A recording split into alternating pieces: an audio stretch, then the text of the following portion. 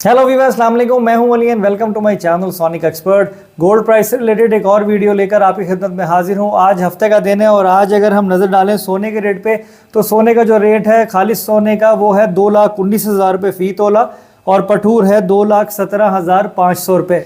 आलमी मार्केट में जो 1 ट्रोय आउंस का रेट है वो है 1,917 रुपये। उसके हिसाब से जो पाकिस्तान में सोने का रेट होना चाहिए उससे 2 से 2,500 रुपये महंगा जा रहा है।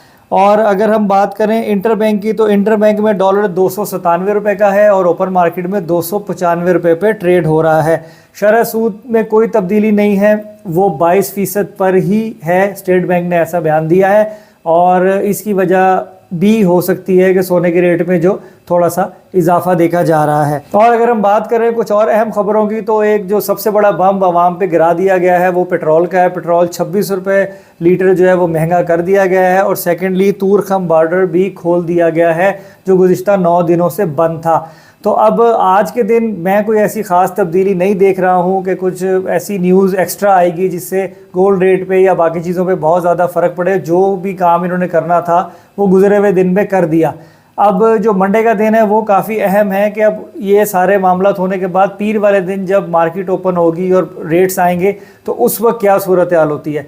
तो वो जानने के लिए आप चैनल को सब्सक्राइब करिए और बेल आइकन को दबाएं ताकि आपको आने वाली वीडियोस की नोटिफिकेशन मिले। आज की वीडियोस में इतना ही। अपना बहुत ख्याल रखें, मुझे दुआओं में याद रखिए। अल्लाह हाफिज़।